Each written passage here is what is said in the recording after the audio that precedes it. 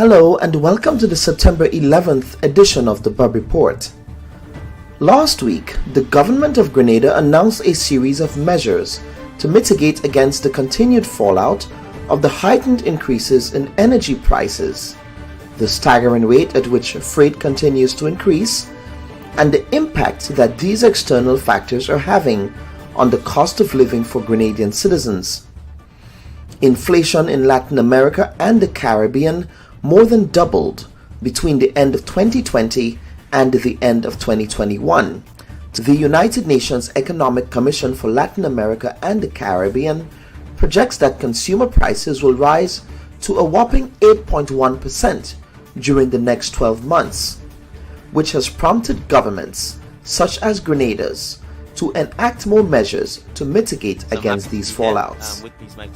The proposal will be for 6 months in the first instance, from the 1st of October 2022, obviously to the end of March 2023, at which time we will review the process. The projections indicate that the government will be losing significant revenue as a result of that, as much as $4 million. We appreciate that it is not an easy decision to make for the government, but we recognize the government must be first about the citizens and the challenges the citizens face. This week on our program, we examine the 3 key measures that the Government of Grenada intends to put in place to manage the cost of living crisis. The Deacon Mitchell administration, like their counterparts in other Caribbean islands, have adopted other homegrown measures to do this. First, the government will freeze freight rates back to the 2019 level starting in October 2022, with the hope that the cost savings will be passed on to the consumer. They would also remove the gas and diesel ceiling announced by the previous administration in the 2022 budget, and remove the 25% in non-fuel charges on electricity bills. Also last week, we say the show must go on regardless. Grenadian broadcaster, cultural practitioner and political activist Shirma Wells announced her departure from the Grenada Cultural Foundation after deciding against renewing her contract in January of this year. Wells, who came to cultural prominence in Grenada as a radio broadcaster and as a master of ceremonies of major carnival events, served the national community for more than 40 years. If you think that you have seen evening guns, I tell you, you haven't seen anything yet. You have to wait to see what goes on. What they call this place? The Big Yard. You gotta wait to see what is going to take place right here in Carnival City tonight. You're going to see splendor, you're going to see color, glory, creativity, art, you name it, we've got it. In the 2022 elections, the outgoing director of the Grenada Cultural Foundation openly campaigned for the new National Party and was the subject of a national controversy owing to comments she made about the philanthropic work of NDC MP Andy Williams in the south of the island. This week on our program, we discuss the legacy of Sherma Wells as a national media and cultural icon. We welcome our guests, Oliver Joseph, Grenada's former international trade minister and trade specialist, Curlin Gilchrist, economist, lecturer and consultant, Sherma Wells, former director of the Grenada Cultural Foundation and broadcaster, and Kenny Lal Singh, entrepreneur and former MP for the constituency of St. Patrick West. We thank you for joining us.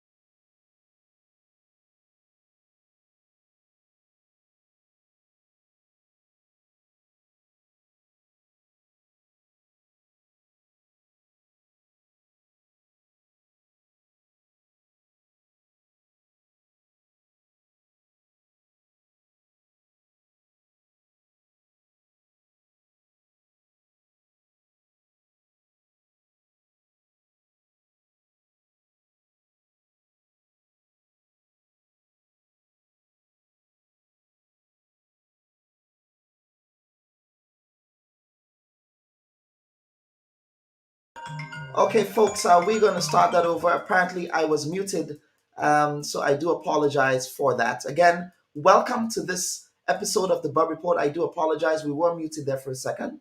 And we welcome you to this edition of the Bubb Report. Now, for the opening editorial. There are few things as challenging as the loss of a steady force for good in your life. And the death of Britain's head of state, the Queen, on September 8th at the age of 96, will certainly cause grief and ricochet through her family and through the British system of government. To them, their loving mother, grandmother, great grandmother, who for decades was their family's leader and source of strength, its matriarch, if you will. Now, in matriarchal families, the female leader acts as an anchor, keeping the family grounded and aligned. This is why her loss to Britain and British society can feel like losing the glue which holds a family and a country together.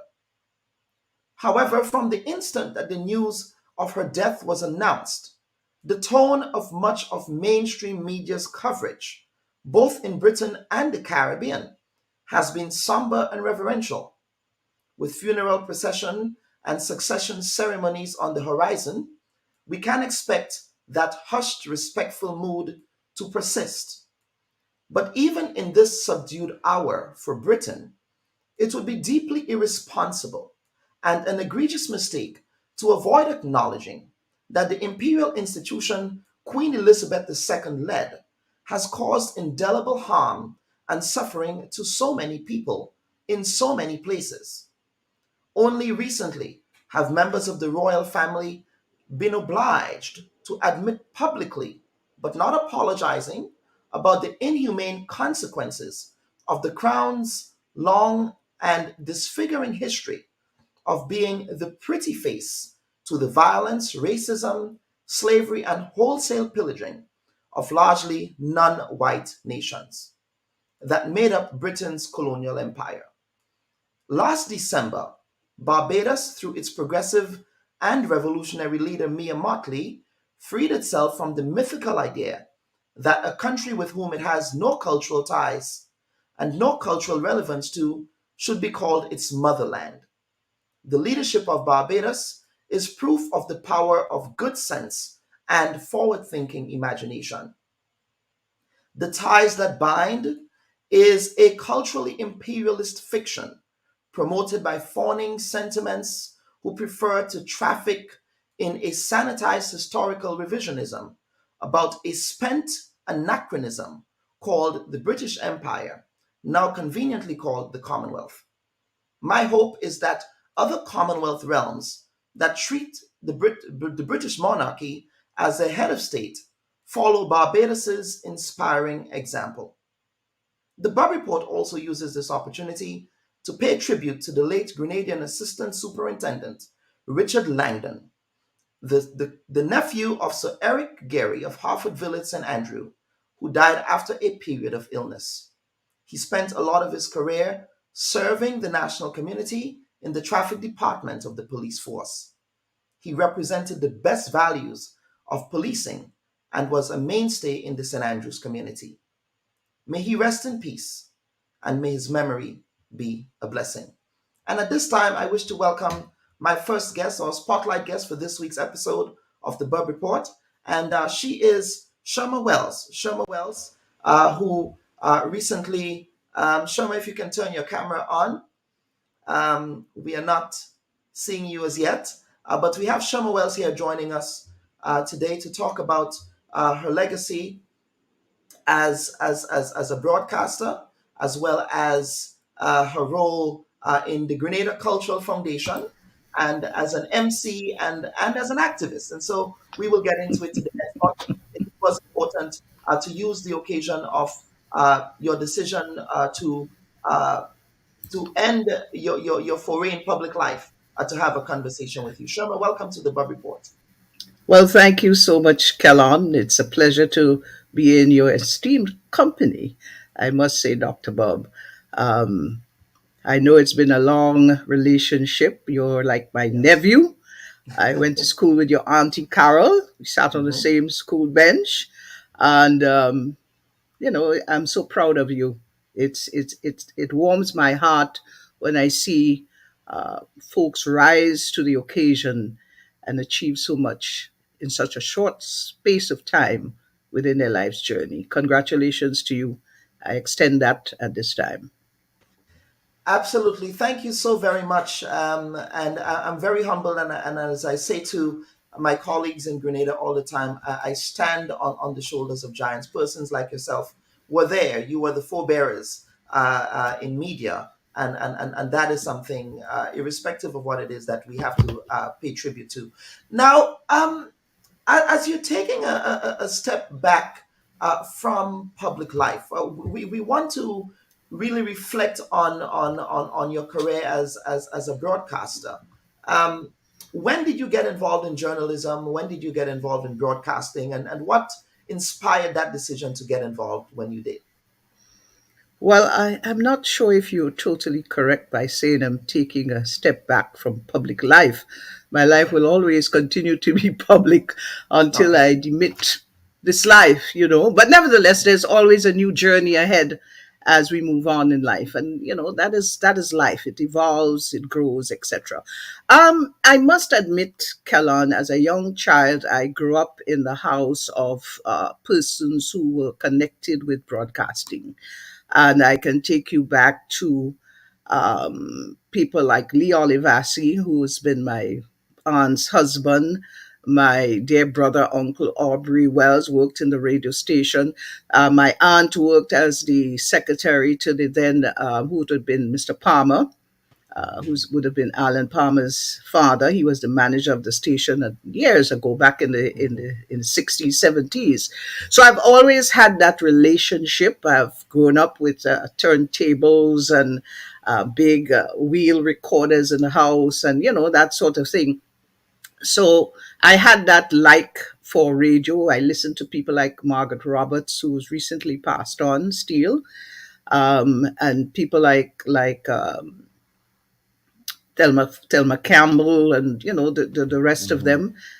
So I had that passion since as a youngster going to school. So I mhm, spent a lot of time at Wibbs at the time, in and out of the corridors. So it sort of came as something natural, organic in me to mhm. move in that direction. I must admit, at that time, as a youngster, I had a passion to do law. And they say that law and media seem to entwine somewhere along the line. I don't know, you may end up doing a law degree at some point in time. So I spent a lot of time. I actually got admitted to law school, but I could not afford to attend law school at the time. Okay, back in 1999. Yes. So okay. yes, there are some connections there, but please, yeah. There is. And, I Mhm. spent a lot of time as well as a youngster in the courthouse listening to lawyers, dealing with different cases and doing that sort of public speaking and that sort of thing. Then of course, after completing school, I went off to Canada. Funny enough, I started out doing media studies at Seneca College for a bit in Toronto. And I met a gentleman by the name of Roy Pinnock, who is a Jamaican. And he was at the time trying to break the barrier with West Indians and Black people in Canada into media. And we did several radio, community television and community radio programs, one in Brampton and another based in the Toronto area for quite a while. As a matter of fact, he became quite a big radio, media, television personality after I left Canada, with his pictures on the subway and that sort of thing. Jamaican by birth, grew up in Canada. And then I ventured back into Grenada in 1976. I then worked for a bit, I worked with the then Grenada Television, who was owned by Joe Pitt, happened to be my father's family cousin. They say I was the first news broadcaster and presenter on television in Grenada. I'm not 100% sure of that, but we can always look back at data and records to see. However, nevertheless, I worked there until 1977, and then I departed back to Canada for a bit. returning again in the revolution in 1979, my dear friend Paul Roberts called me up and he said he's going to be taking over the running of the Radio Free Grenada, as it was called in those days, and he needs me to come home to assist. And that's the beginning of my journey back into Grenada for the rest of my life to date. So I went back into Grenada. I became the program producer, the senior program producer at Radio Free Grenada. And once again, if I may say so at this stage, I'm going in a backward manner. I Yeah. was dismissed by the Grenada Revolution. Phyllis Cone and I did not hit it off, as I would put it. I've always been one of resistance, as the French would say. I always stood up for what I believed to be right. And, I've always had that personality. I've had issues with Eric Matthew Gary. I can tell you stories of that.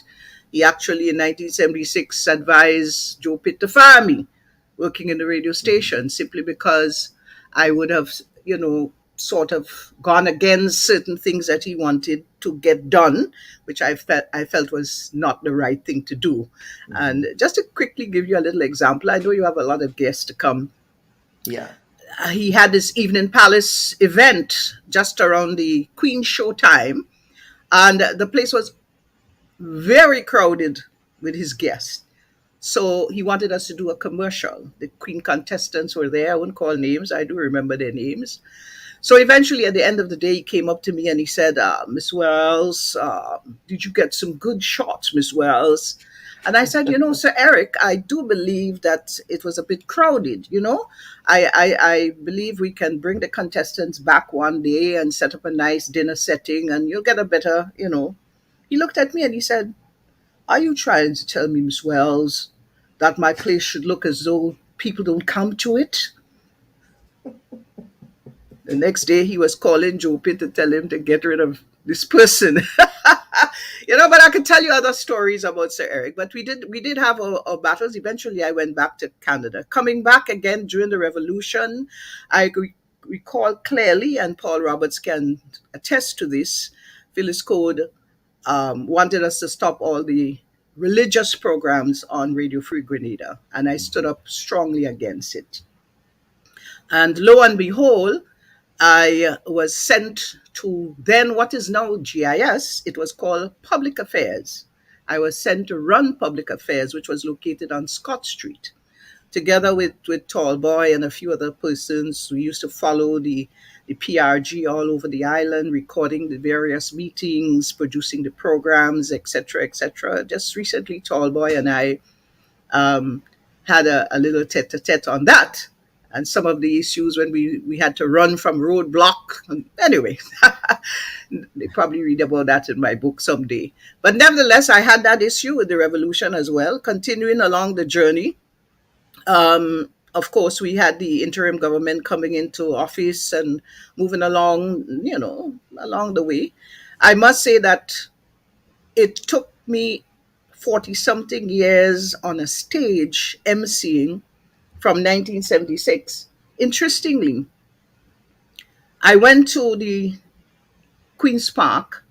Good night, Queen's Park. And it was the Lions Club at the time running Carnival.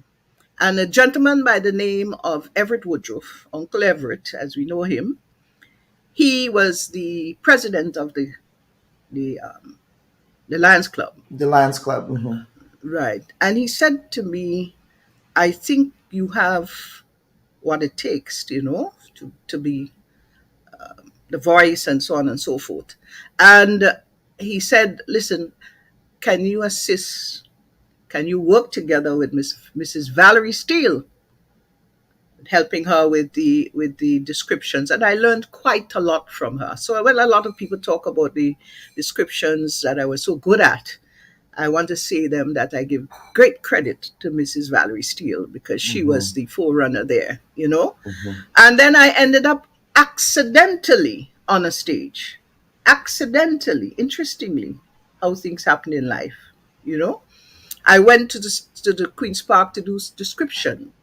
for the Queen show. For some reason, they seem to, I can recall Calypso King and Queen show that same night. I don't know what has went awry, how it happened.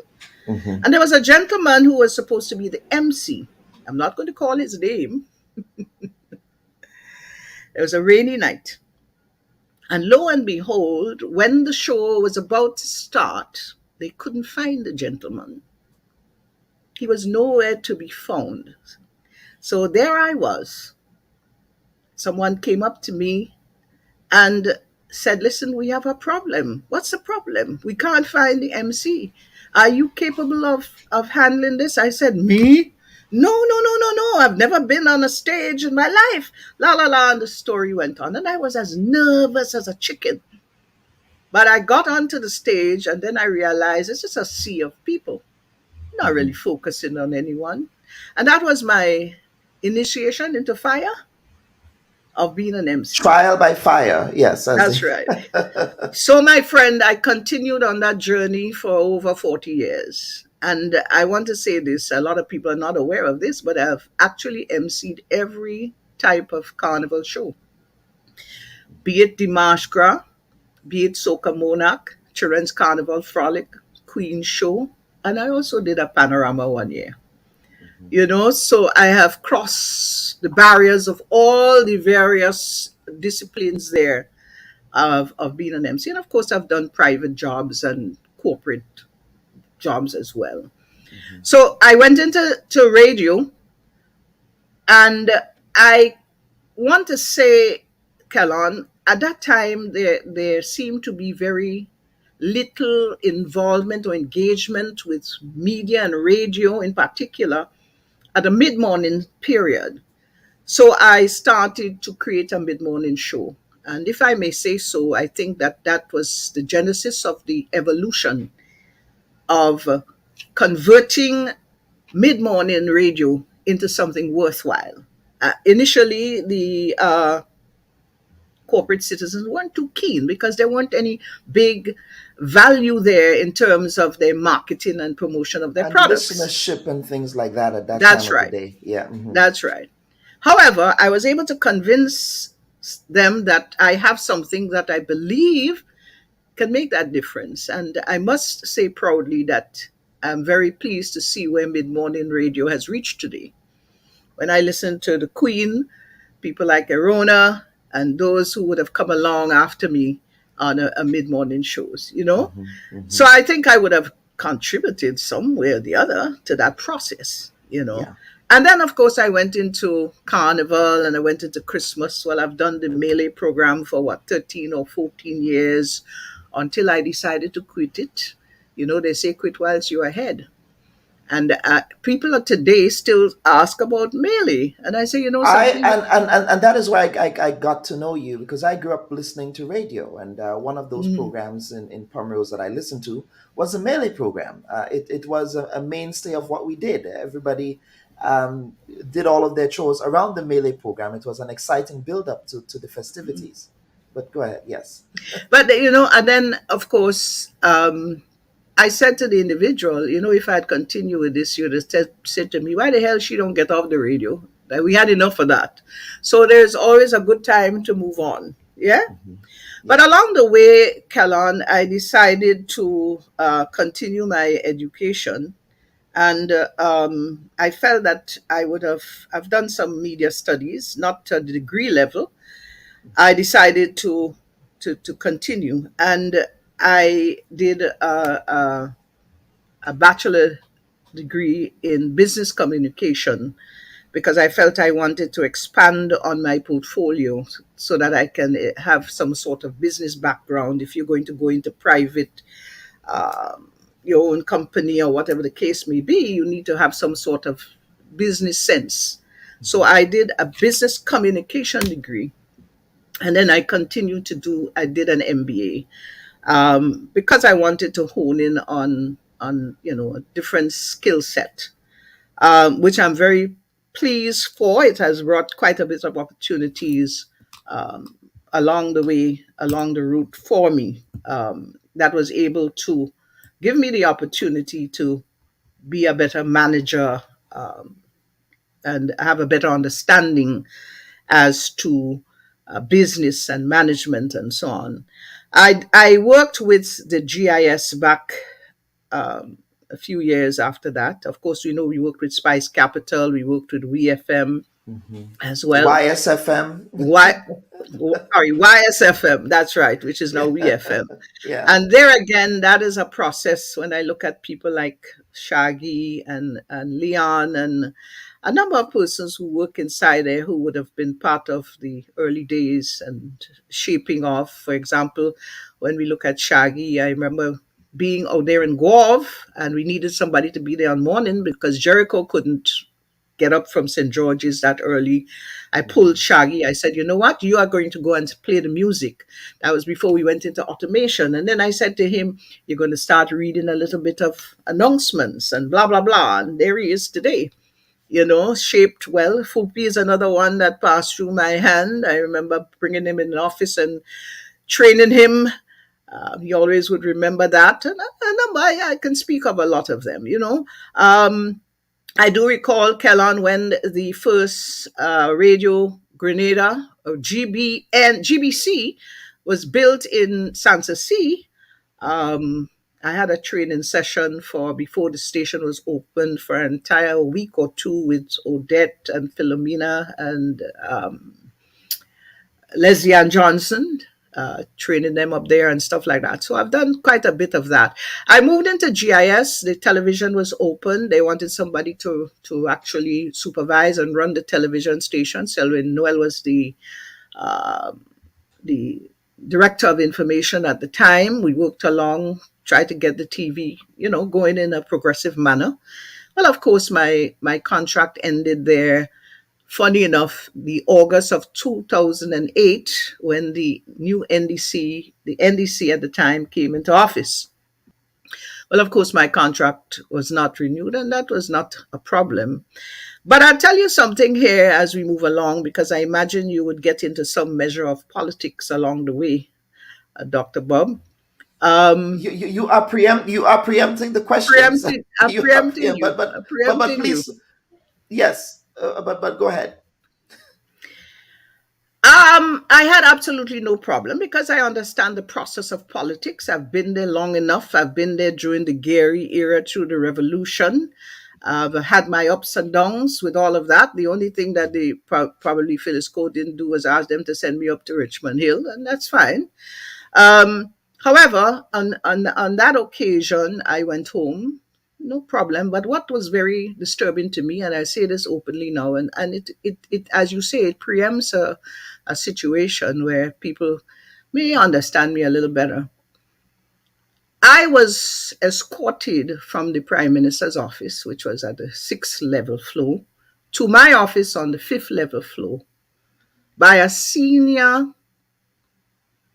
civil servant who was very embarrassed and very apologetic to my office to escort me out of the building in August 2008. Now, maybe I was a little bit not understanding why there was a need for that. Is it that you thought that I was going to, like Donald Trump, move out with some documents? And Classified documents. I don't know what classified documents we would have had in there. Anyway, that was very disheartening to me as a citizen of Grenada. But Kalan, I'll go further to say this to you here today, and which I've never really said publicly. Mhm. I went my merry way, and I ended up after some time getting a job with GBN as the program manager. Yeah, and although I felt that I was in a position where I was being very open and very respectful of the government in office. I am never anti-government person. Never an anti-government person. Yeah?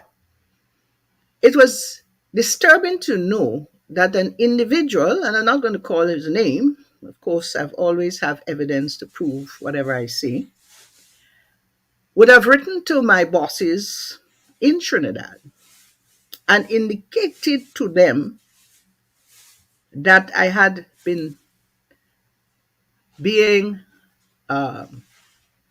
biased and have been being extra accommodating to members of the NNP on the To the Point program. And that the program, according to them, I read the letter, was designed to host the members of government and members of the NNP in the executive or whatever the case may be. And we are talking, I just want to get some context so viewers understand. We're talking about that period from 2008 to 2013, yes? Yeah, this would have Yes. been probably about 2010, somewhere around there. 2010, okay. Somewhere around there. My friend, I was rather taken aback when this has happened, and I had to go and do my own research and find information to collaborate with my decision. Let me tell you what it was. There was a gentleman from a political party in England, that came as some guest of the New National Party. Mr. Terry Forrester, I call his name now, brought this gentleman with him on the program. Yeah? And that is what they had a problem with. Instead of probably writing to the local manager, they wrote to Trinidad. He wrote to Trinidad. Now, when this came back to me, I went into the archives of the station, consulted with Lou, who was the originator of the program, and I had to give an explanation that indicated clearly that both sides had the right to bring guests with them on the program, which is done now, which the government does all the time. You hear all kind of different people on To the Point. Yeah? Mm-hmm. Now I saw that as a situation where I'm not in your wheel. I'm not in your face. I'm not in your why it is you're going this direction. But I'll further tell you. On one occasion, my boss came into my office, Vic Fernandes, I can call his name, and he said, Miss Wells, I just came from the Botanical Gardens, and I'm told there that you are being very favorable to the opposition, the NNP. He said, I know this is not true, but I just given you a heads up as to what I've been told. And I'm saying to myself, well, what craziness is this? I am convinced, Kellon, not too long after that, my position was made redundant at GBN. So the question arises then, is there some connection there? A position of program manager in a radio network becomes redundant, and a junior person was made a little supervisor to make sure things run okay and them kind of thing. And I asked the question, why? I am nobody's fool. I'm a very sensible individual. Some people may underestimate me and think I'm a jolly holly going person, so I don't pay deep attention to things or being analytical. But they'll be surprised, So facing all of that, my dear friend, people became very concerned when I became a little bit political in the last election. And we would get to that, and of course, but I have great reason for that. You've given you've set up you've teed up the next question, really, because this is what it was about. Your involvement in frontline politics in this election cycle actually made you a very divisive and polarizing figure in the national community. In hindsight, Sherma, do you think that contributed to the coarsening of the political culture in a Grenadian society? Well, among many things, yes, among many things. I think that if I may go there because I do need to speak on one or two other little things media wise, if you Yeah, don't mind. If absolutely. We would if have I the may time for that. if I may go there, Kellan, whenever I do something, I understand that there's always consequences that follows, good or bad. Yeah. And I guess people were a bit surprised because they never see me in politics.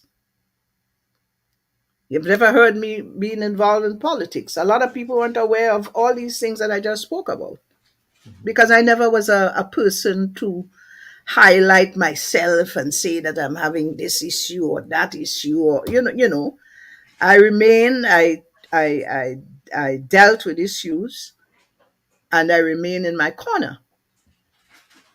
Now, I felt that at my age and my stage in life, because you could not sit here today and indicate that in my journey in radio and in media, for the years you probably know me, you probably knew who I supported, but you cannot sit there and say you've heard me with politics per se. In that It was the first time, unless I was not really following, but it was the first time I saw you on a political precise. platform, or hear you openly advocate on behalf of a political party, But sometime, Kellon, there which comes is a your time. right to do, by Of the way. course That it is your is. constitutional right. Of course. There comes Yeah. a time when you heed a certain call.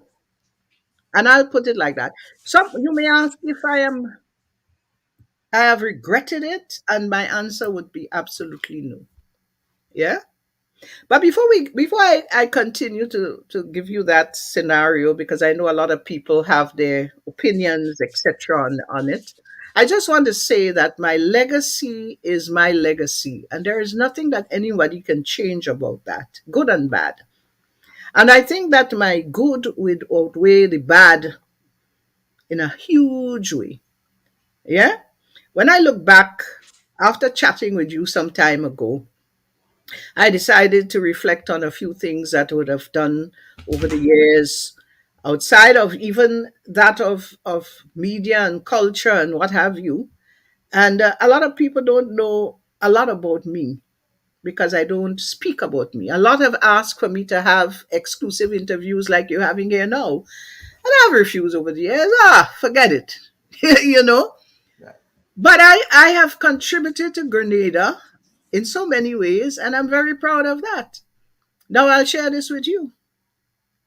I'm the first female table tennis champion, Bobby Firestone Trophy in Grenada. I played lawn tennis for Grenada at a high level as a junior. As a matter of fact, I played lawn tennis for Grenada in Tobago in 1972 or 3, somewhere around there. So I've contributed in sports as well. A lot of people don't know I've been an adjunct lecturer at TAMCC for a few years as well in recent times. In the media studies program, yes, Not only the media I'm aware of that studies, one. I also taught business communication, a bit of research, and so on. I've taught customer service to the tour operators, the tour that get certification through GTA, who was schooled at TAMCC.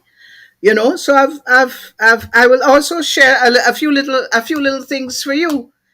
A lot of people talk about quiz today and the Grenlec quiz and so on. The first televised quiz in Grenada was done by me, produced by me in 1976. Lions Club versus JC's. It was sponsored by Black and White Scotch whiskey.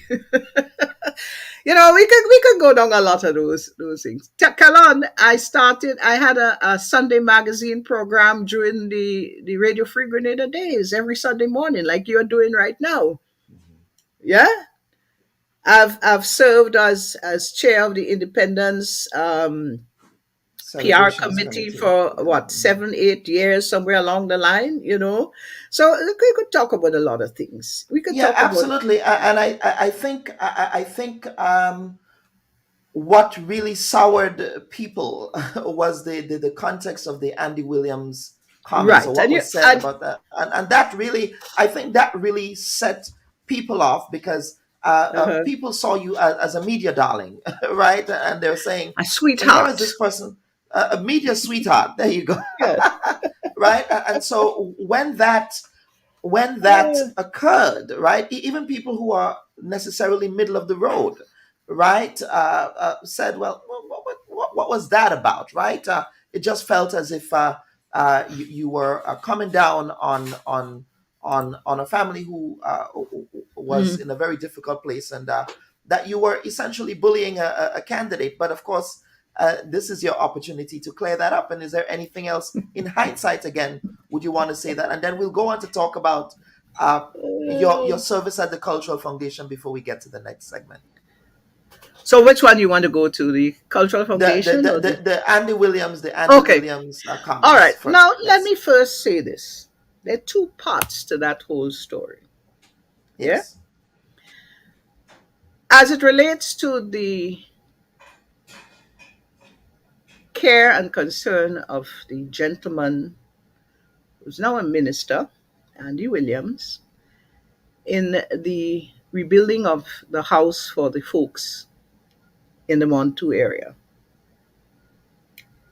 It's unfortunate that persons would have taken it in that light, and it was of absolutely no intent from me. I saw a situation and I felt my thing was, and funny enough, I didn't call his name, but we knew who he was. My thing was time. You could have taken time and do something better for the people. It had nothing to do with the way people want to put it, how I condemn people in plywood house and that sort of thing. We know people. There are people living in plywood. I have friends living in that sort of situation. But my thing is coming out of that, get something better. And I still, in my heart, believe that it could have been better. And I simply said, why not take why not take time? Is this for political mileage? Now, if I was wrong, I apologize. Yeah? But then I look at the other side of the coin. Am I wrong to want or desire better for someone? Look what has happened recently in But at Victoria. the same time, I think we should not allow good to be the enemy of perfect. Well, yes, you can say that. But are you saying that likewise, when we speak about people expressing themselves and freedom of speech, should I hold on to that sentiment because I feel somebody will feel that I'm targeting them? Mhm. Should I think that way? No, I've never come here, I've never apologized because personally I felt there wasn't anything to apologize for because of my intent. And my intent, Kellon, is based on this. There was a lady in Cherry Hill who lost her house and somebody sent her to me for assistance. This lady said to me, Miss Wes, I lived in a boathouse all my life. I don't want to go back there. So, thinking about all of that, this lady now lives in a comfortable concrete house in Cherry Hill. You can go and see it anytime, it's there. And I know that the work, it took her time. It was a lot of patience. She had to be moved into some other place to rent in the meantime. The investigation had to take place, the whole works. Yeah. Now, I'm not saying that that should have been the same situation with this individual, but maybe she could have been placed somewhere else and then an assessment done and something I'm sure what she got was better value than what she had before, but that is not the point. I just felt that this individual, something like that happened. Are we saying that we should not try to elevate our people? Are we saying that we should leave them all at the same level all the time? I don't know. Maybe I'm wrong. And if I'm wrong, and if I offended anyone, I am certainly apologize for that, but it Okay. certainly wasn't my intent. And this time and the circumstances, it appeared at the time to me It was political mileage. And there's nothing wrong in getting political mileage, Kellogg. Because All your side politicians does it does it. as well. The side that you support does it All as well. politicians, Yeah, exactly. yeah. So it was a very open statement. It wasn't in any way to damage the characterability of the individual. Now, you want to get into the second part, and I stand and I will swear to it. And I can assure you that no one can win the battle legally or otherwise. Maybe they may figure that, there's certain. Anyway, I have never spoken about Andy Williams, minister, and who's minister now, Minister Andy Williams, as a thief on that particular program. Persons seemingly would have heard some guy patching things together, putting it side by side to make it appear in that way. Now, did I use it strategically to damage the young man? I am innocent of that. Let me just say this to you. I spoke about you see, politics are funny thing, and maybe rightfully so when you're talking from a political platform, political platform, be it media, be it radio, be it on platform. One has to be very careful as to what you speak about, because it may be interpreted or have a It's and sometimes it's not what you say, but how you say it, right? As well. well, that in truth. Now, that night I spoke about a gentleman who broke into my house. This guy ended up in prison. Hmm?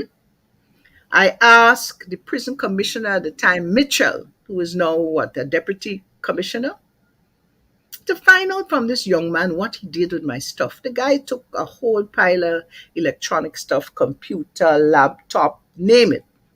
The value of everything came to some 20 odd $1,000. And he said he had a conversation with the young man, and the young man gave him a story that his father either killed somebody or commit some crime somewhere up the island, St. Croix, St. Thomas, somewhere the other. And he believed that somebody do him the thief. And he cannot help it. He continues to commit crime. He's literally living in prison. Out today, back tomorrow, that kind of thing. And he continues to thief. And the statement was made at the time, if he continues to thief, then he will thief again. I was a little bit taken aback when I saw the upheaval and the uproar that I spoke about this gentleman. you know, so I'm still here wondering, and let me just say this to you. I will meet the Honorable Andy Williams and look at him straight in his eyes and tell him I've never referred to him as a thief. Kalan, it matters not to me what people or the political divide may have on me or about me. But one thing I know for a fact is that my conscience is clear. Now, I go so far to say, if it is that the gentleman feels that way, then I apologize to him. I'm big enough to say that. But I can assure you, I never call his name or referred to him as a thief. All right, so Shama, we have to quickly segue this. We can talk for hours. We can have a Oh, conversation for indeed, we hours. can, we can, we can, Um, we can, we but can. we want to touch on two final things. One, your service at the Grenada Cultural Foundation. Talk to us about. Obviously, we have a new Uh-huh. administration in St. George's. What have you left for the administration as priority to do items for the Cultural Foundation? Well, as priority item, the Cultural Foundation, if I may say, I've spent 9 years at the Cultural Foundation. The Cultural Foundation one needs to be moved from the level of this simple foundation that exists within the cultural landscape of Grenada. It is time for it to be seen as the bastion of culture. That's what it needs. A lot of people are of the impression you hear the name, the Cultural Foundation, being bantered about all the time, but is it empowered where culture is concerned? And the answer is no. There's too much segmentation in the cultural landscape, and it's time for us to operate similarly to Barbados, the Cultural Foundation in Barbados, which has oversight and runs everything cultural in the country. That's the purpose of a cultural foundation. I have not been able to get the powers that be to recognize that culture is a serious, important component of who we are. We may not be able to be as big as tourism or agriculture or whatever, but we need to pay much closer attention to our culture. We notice how we're losing it. We notice how we are losing it. Yeah? Until we get serious, until we're able to empower it with manpower and financing, we will continue to be chugging along the way. Look at what we have today. Spice Mass is over here. The Cultural Foundation is over here. There's no synergy. There's no sort of although the act speaks to it, it's not happening. And I would love to see the minister. I've had discussions with the minister on this, if I may say so. Kelon, I didn't just depart wildly. Really bring everything into under one umbrella, which is the Cultural Foundation, staff it properly, and have it running with professional people. I run the Cultural Foundation with four other persons, and in there you have very little technical people. Yeah. So a lot of the pressure falls on you and the other person or two who happens to have that sort of expertise. Donald and Watson Henry, for example, you know. But there's a lot to be done. We have been managing the parish organizations. We have had some of our signature events, things like the garden project. We started a television program which we couldn't continue. You had a little clip of it with Robert White called Bon J because of financial restrictions. We couldn't continue with that. There's so many things that can happen. We also happen to do the Anti-Tech Spice Word Literary Competition festival. Yeah. That needs proper funding. We happen to be given the responsibility to ensure that the Emancipation Day is celebrated on the 1st of August, which is the actual day. That again needs some sort of boosting.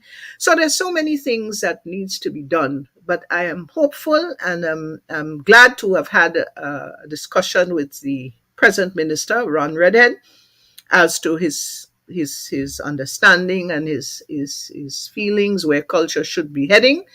So I'm looking forward to great things happening in the development of the Cultural Foundation. We have established a very progressive website, and a lot of people, when they ask for information, when they come through us, we can direct them to our website, Grenada Cultural Foundation.gd. And on that website, you get things from the political leaders, you get things from who were the governors general, you get, from Fedon, come right up, or history or culture or food or whatever, it's there. A lot of students refer to it when they have various projects working on, not even here in Grenada, but also those out there studying in Jamaica and Trinidad and so on. So we would have developed that and keep upgrading it. Persons can certainly visit it. It's one of our strong tools. We establish a yearly calendar of cultural events. The events are printed and available at the Cultural Foundation. So we've been doing what we can under the circumstances. It's been a very small budget. A lot of people come to us for assistance and sponsorship. We are not a sponsorship organization. We help artists along the way. We have been used as the conduit to provide assistance to artists recording over the years. A number of them have received payment for their recordings via the Cultural Foundation. We've been helping them with things like organizing visas to travel and that sort of thing. So a lot has been doing. We've been doing. We've also offered during the pandemic. We started with a series of training of our parish groups in terms of finance, in terms of managing of projects and that sort of thing. A third one was down and due should take place sometime in October, as it relates to media and PR and marketing themselves. So wherever we find that there is a need for development, we would offer, bring in expertise to train them. We manage them. We ensure that they give good accountability for the funds that they would receive, and they have to report back to us and so on. So it's a lot that's been happening. Unfortunately, though, we would have loved to see a lot more with the Cultural Foundation, and hopefully going forward, we'll see it in its rightful position within the cultural landscape so that it can better the people of our country. We understand that within each and every community, you have the different cultural nuances that is very important to the community. You from Pomrose, you probably know of something that the people in Pomrose would relate to. Yeah.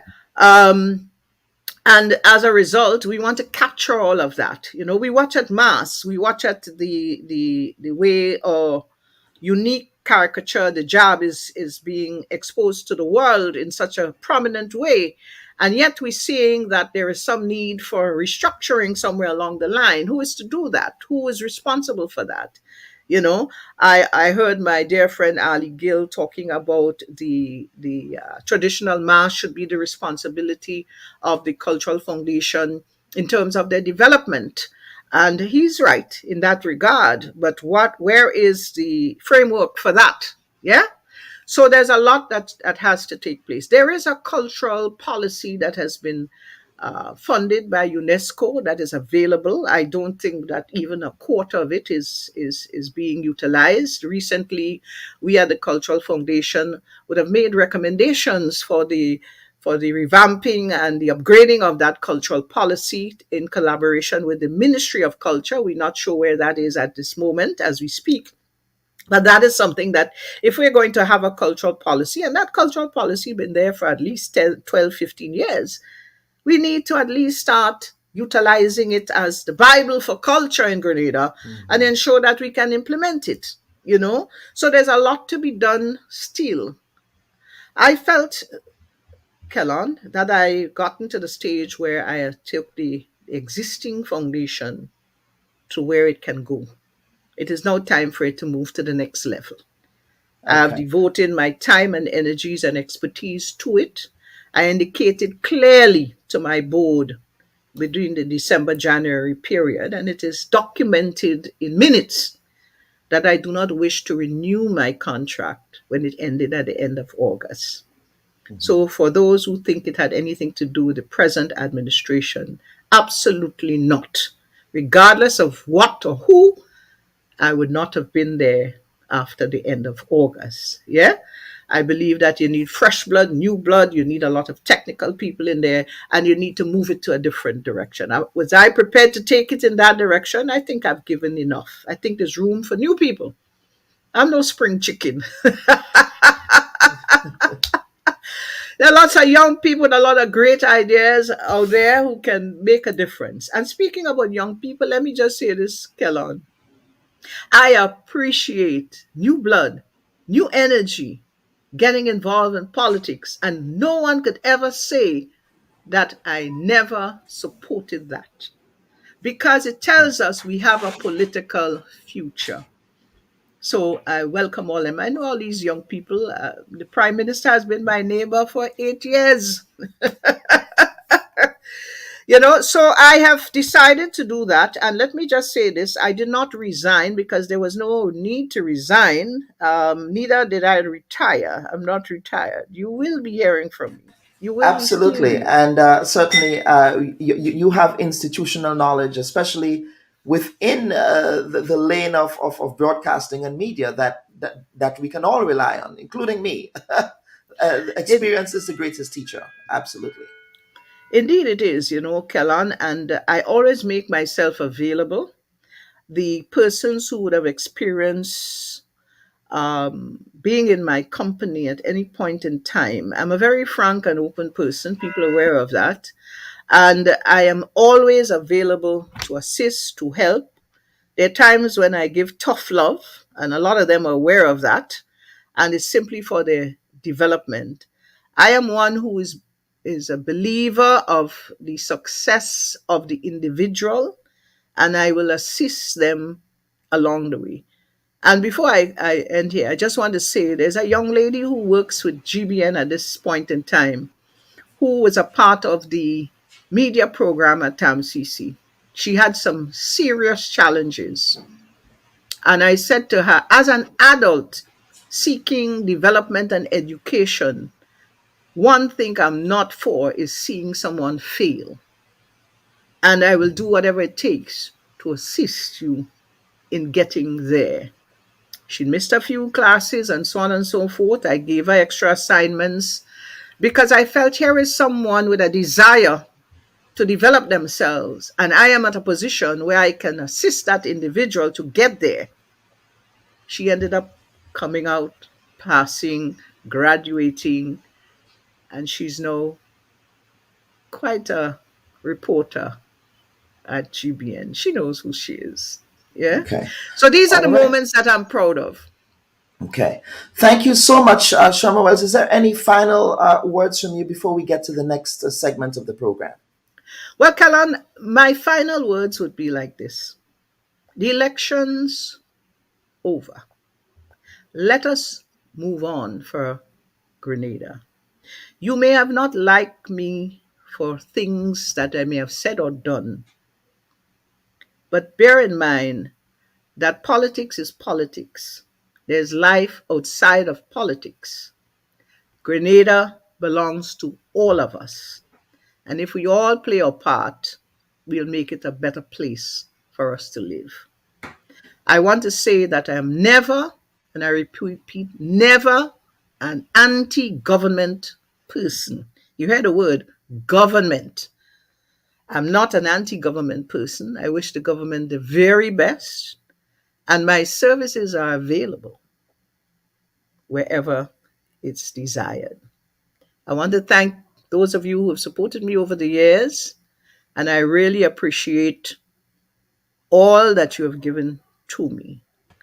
You may not understand everything I stand for, but I can assure you that I operate with a very open mind and clean conscience. Shirma Wells, thank you so much. And on that note, I really wish to thank you for appearing on the Bubb Report this Sunday. God bless That you, was Kellon. Keep up the good works. absolutely. Thank you so much. That was Shirma Wells, a Grenadian broadcaster who decided to spend some time with us today on the Bubb Report to talk about a range of issues from culture to her involvement in politics and the firestorm that involvement created, to cultural policy, and to looking forward to the future of media and broadcasting in Grenada. Now, the next segment of the Bubb Report comes to you compliments S.A. Johnson Funeral Home. They are a Caribbean family-owned funeral service who offer a full range of funeral services at affordable prices in New York City. They can be reached on 347-777-9797. S.A. Johnson Funeral Home, because you deserve to be treated with dignity. Stand by, viewers and listeners. We will be right back with the panel segment of the week. A free market liberalized approach. Now, with regards to shipping, right? No government in the Caribbean actually controls shipping costs because you have different shipping companies, and if the different shipping companies charge their freight rates based on demand and supply conditions. And right now, there's inflationary pressure for the prices to go up. No problem. Now, from a policy perspective, the government will not. I don't recommend any government actually step in the market and actually subsidize shipping costs and anything like that. I mean, that is craziness. What I expect is the government to tackle the problem from the inflationary side. So, what increasing shipping rates the effect we're going to have is increasing prices, and then of course increasing inflation. So what the government can do is tackle the problem from the inflationary side. So we see in Trinidad and Tobago, the government passed the budget that was last week, and we saw the government actually recognize this problem, and one of the measures that's actually introduced by the Minister of Finance in Trinidad and Tobago's budget was the suspension of VAT on key food items. I totally support this measure. Why? Because if you remove the VAT, so you zero rate a lot of food products, so you essentially remove the VAT on these items, the cost from a consumer point of view will be decreased. So let's say an item would, of course, I just using right now. In fact, before winning actual numbers, if you just remove the 12.5% VAT, then every food item that has become zero rated should cost 12.5% cheaper. So I mean, yes, we have an increase in shipping rates by 300%. 12% is really a lot less than 300%, but that is at least one policy measure to mitigate or alleviate the impact on consumers. Our next point I want to emphasize, and I made this point in last session that I had with you all some weeks ago, was the suspension on CARICOM's common external tariff on a lot of different items. And I say items rather than just food items because CARICOM, as a part of our customs union, all the Caribbean islands, well, a part of CARICOM, impose a common external tariff, which is the same tariff on the import of a lot of different products. If you remove the common external tariff, what this does is that countries now allow us to import these items at well, for a consumer point of view, the government will waive the tariff, yes, but for a consumer point of view, you'll now be able to get the item or access the item cheaper. So, I mean, it's a trade-off at the point. So, you have one win here where saying the consumer can get reduced prices if you remove the common external tariff on these products. But at the same point in time, there will be a loser from the government side in the sense that the government will be giving up some revenue. So, this has some trade-off. You're winning on the consumer side, but you're losing on the government side. And I want to highlight this point too, that this also has a challenge in the sense that governments are responsible for running countries, and if the government lose some revenue, some tariff revenues, of course you're going to increase a financial burden, because if you give some tariff revenue, then the government has to find some way to compensate for that revenue, because if the government don't compensate for the revenue somehow, I mean, it will have to decrease expenditure. So I just want to highlight that there is a risk, there is a challenge with this policy measure.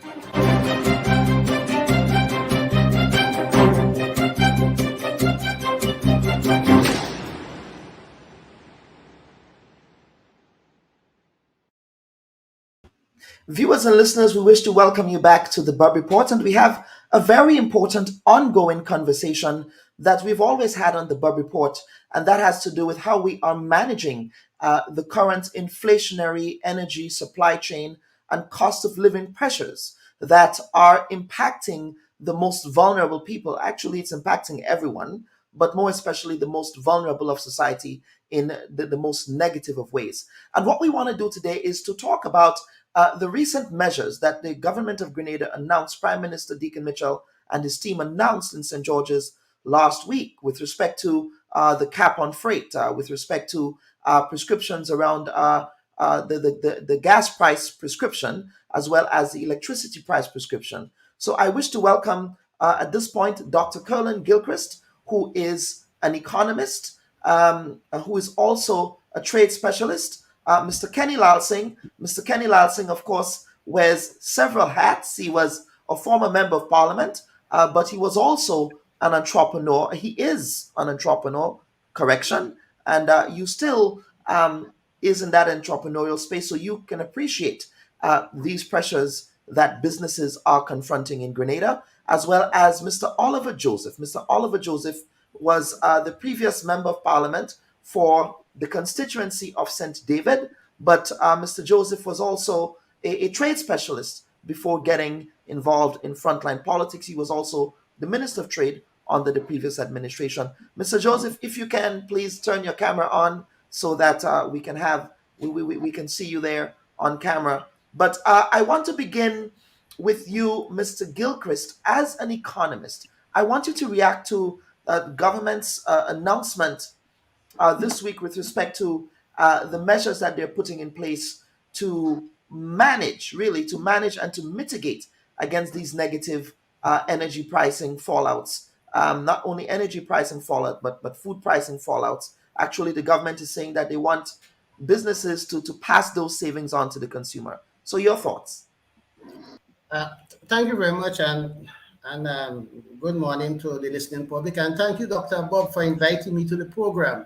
Yes, it's been a long time coming. We were trying to get you here for a long time, but Yes, and I love the theme of the discussion. How do we manage the cost of living or rising inflation? Not to reduce it, but how to manage it. And let me go quickly to the measures introduced. And by way of background, let me just give you some statistics. Now, based on the last survey that was done in terms of how Grenadians spend the dollar, that was since 2001, and I'm sure the figures may have changed a bit, but not substantially. Now, an average Grenadian spend of every dollar they earn, they spend 21 cents on food and non-alcoholic beverage. So for every dollar you spend 21 cents. Housing, utilities, and so on account for 29 cents of every dollar of our expenditure. Transportation, about 19%, and communication, around 10%. These are the heavy category of expenditure that impact the cost of living and where we have to be mindful of the inflationary effect. So here comes the government with its measures, which was well targeted, touching on the freight.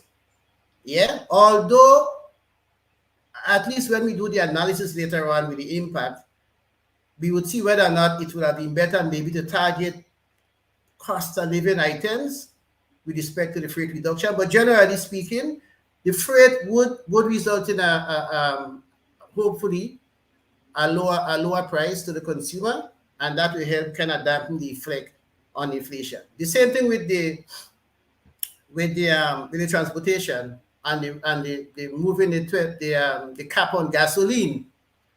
All right, that would help temporarily. And I want to say it is better to take the measures like this as opposed to my friend Dr. Charles, who's advocating a reduction in the VAT. Now, what you want to do is not to interfere with the structure of the tax system as such in any way, because you want predictability for the business community. So these measures are temporary and they are easy to roll back. Yeah, and it will be monitored. So these are some of the measures, and we are going to, well, the government is going to monitor it, and I'm sure they have an economic surveillance team in place to monitor how the effect of it. But I see these measures are useful, and we anticipate it would help consumers manage their cost of living. Now, I want to emphasize it is important. The government can't do everything. Consumers have to make the adjustment. Now, in a pure economic sense, we say let the market, demand and supply determine the price. In a pure economic sense. But government have to intervene because the price that the market will settle at, large segment of the population cannot afford it. So hence the need for government intervention. All right. But I think these measures, I can see them having an effect, and I know the business community would support it. Now, Dr. Gilchrist, we have a viewer comment. Richard Regis is saying, in the market economy, businesses will never pass savings on to consumers. I believe that's what he's trying to articulate. Trickle down economics never worked. Good luck with that. Your thoughts? Let me just say quickly, I understand that statement. But we're in a competitive environment. Yeah? And competition drives prices down. So if a particular product is being you have a lot of businesses engaged in a particular product and one decide not to pass it on, consumers have knowledge and news spread. And I can guarantee that high price businessman who refused to pass the price on would be exposed. So it's that kind of consumer pressure with knowledge.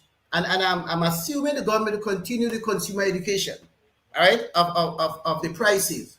We have to give people knowledge so they know what to expect for prices and from goods on the shelf.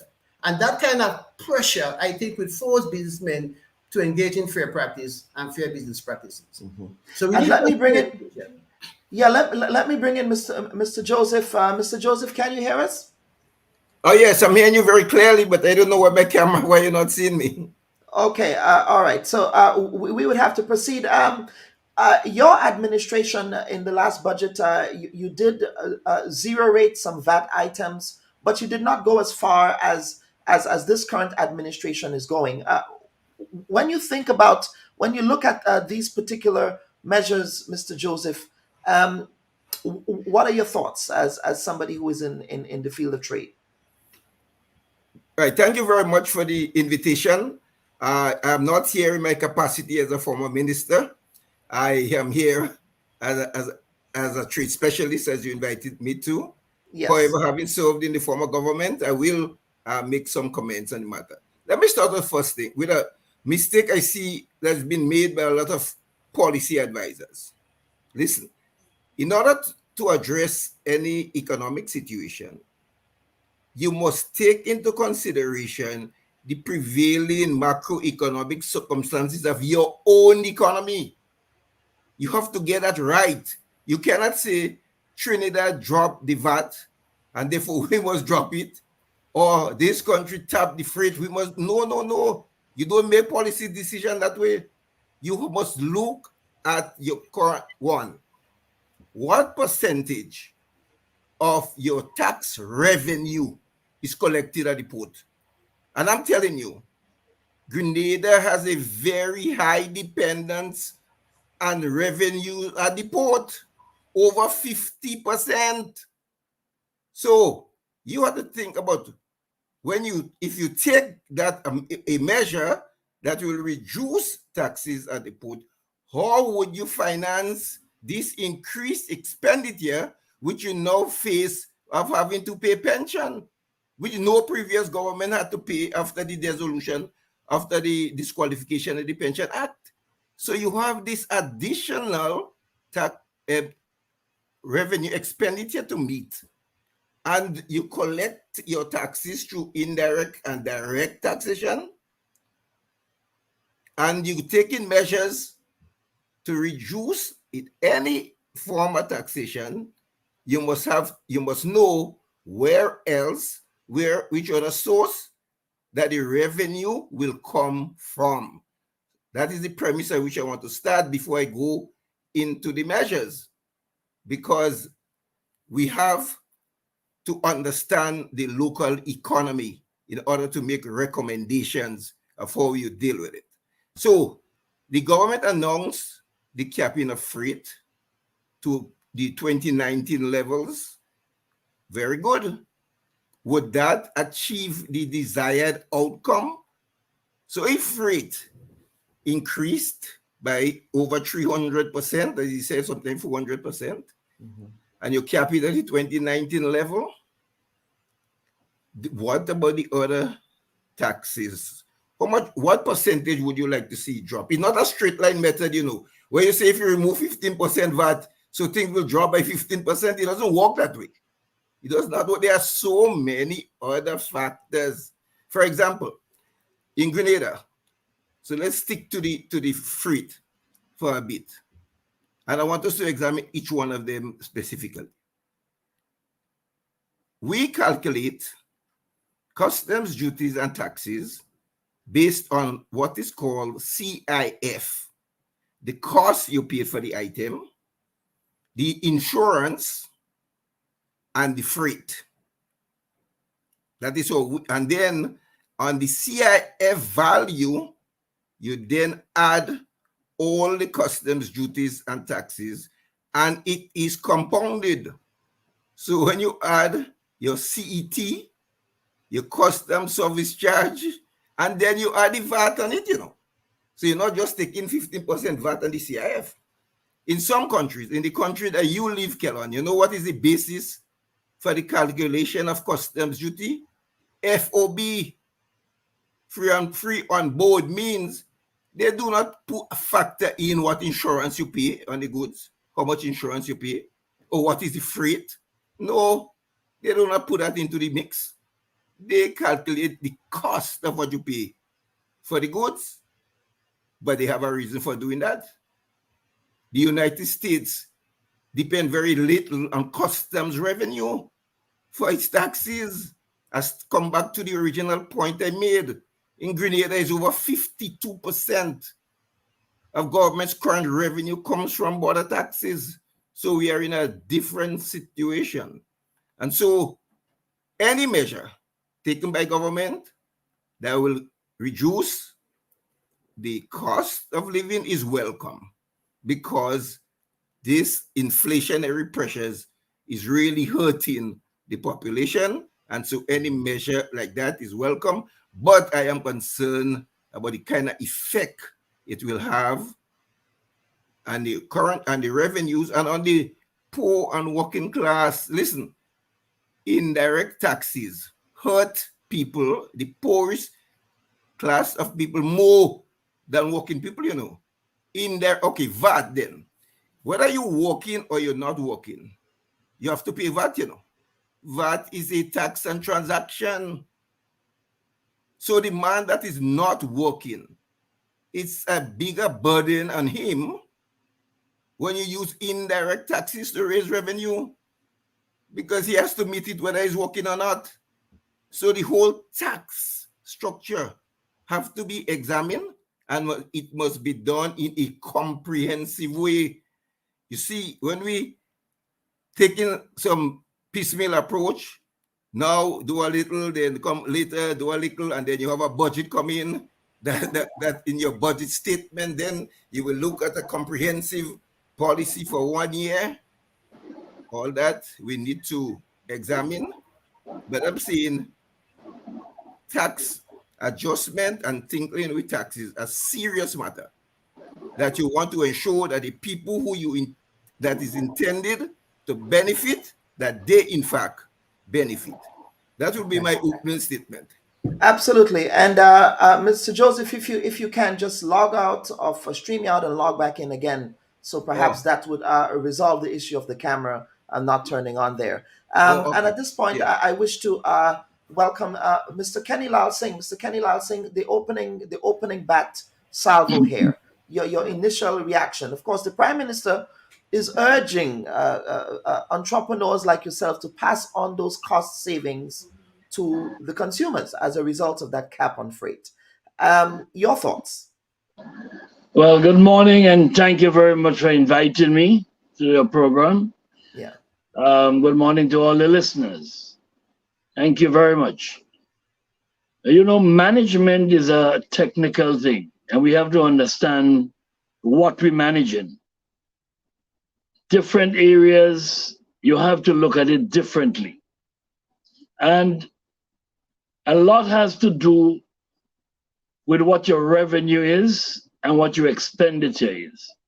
I think Mr. Joseph made it very clear that you have to understand your expenditures in order to know what to spend. The revenue in Grenada collected by government in the last 3 years has been extremely high. Almost every year, government was collecting more and more revenue because the freight was going up, prices were going up, and as Mr. Joseph said, in Grenada, everything is calculated on CIF. So when the freight goes up and the price goes up, it means that your collection will be higher.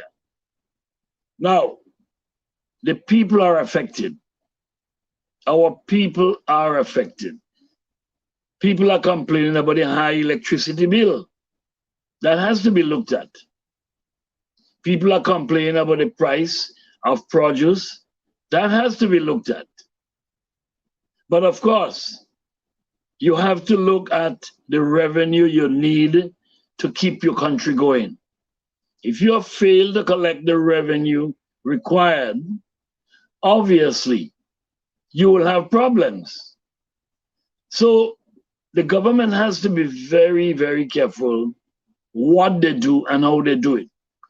There will be all different kind of scenarios, all different methods what you can use. You can use different methods. You can cap the freight. You can like the previous government, they zero rated a number of items. All these things helped.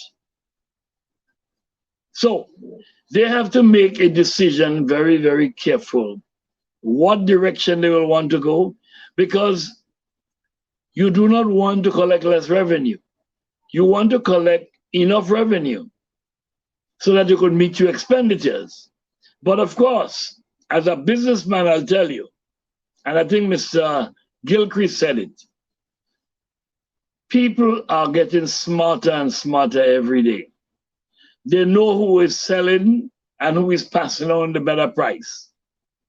So you don't really need anybody to go around to look at prices. The people themselves verify who is selling reasonable and who is not. And the people knows exactly where to spend the money when the time comes. So that part you don't have to worry. It will be passed on.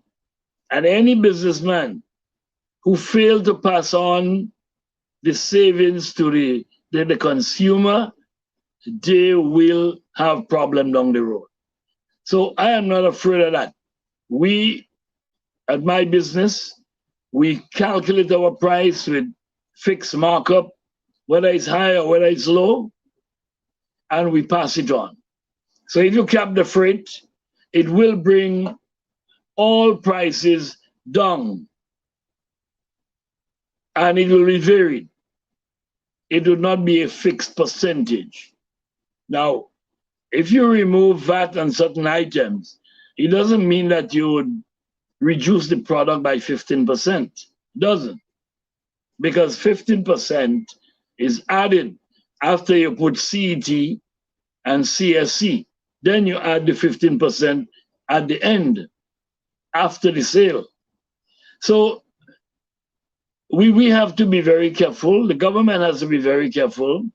I would like to see them do something so that we can reduce the cost of living for all Grenadians. And I want the government to succeed, because if they fail, then all of us will have setbacks.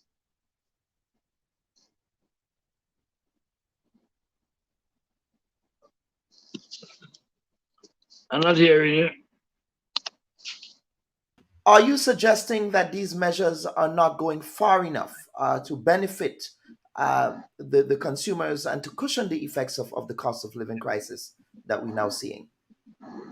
Well, I'm not sure. I haven't heard the full details of the Prime Minister gave a broad outline. Yes. But I believe he's going back to Cabinet to make the final decision. Mm-hmm. Is there a final decision exactly what will happen? Not that I'm aware of. I believe those Cabinet conclusions should be emerging next week. Right. The other thing is about the electricity. The previous government had taken some decisions so as to allow the electricity bill to go down. Unfortunately, in the last few weeks, many consumers have been complaining that the electricity bill is going up. So something isn't quite correct. Now, if the present government removed that capping that was put on electricity, then obviously the electricity bill will go up. But something isn't quite right. Why should the electricity bill go up when fuel has gone down slightly? And people are complaining that in some cases it's 50% more than what they used to pay. I think Grenlec need to answer some question here. Why are people electricity bills have increased? And it's across the board. Something seemed not to be quite right. So I believe, Dr. Bob, one could only make a very intelligent analysis once the cabinet confirms exactly what they are going to do, what decision they have made, to know if they go far enough or not. Okay. Let me bring in Mr. Gilchrist. Mr. Gilchrist, you've heard the view of the entrepreneur. You've heard the view of your former colleague in the Ministry of Finance. I believe both of you worked in the Department of Trade. So let me get you to respond to some of the perspectives that they brought. Yes, myself and Oliver, we work together in the trade department, so we are colleagues in that context. And what he explained about the way that the revenue is collected, that's correct, and it is so for every CARICOM country, because we have a common approach in the way we apply taxes to trade. So that's no secret, and that's common, and that's clear and transparent. But I don't understand his worry, because if you look at the fiscal position up to June, the revenues have surpassed target. Okay, up to June. And if you look at the overall fiscal position up to June, it was positive. Now, the government, with that knowledge, taking a measure that is not tampering with the tax rate, because remember what I told you, you want predictability.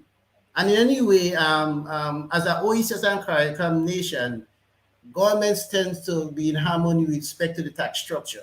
Yeah, so you don't want to unilaterally just tamper with the tax rate. And it's a temporary measure.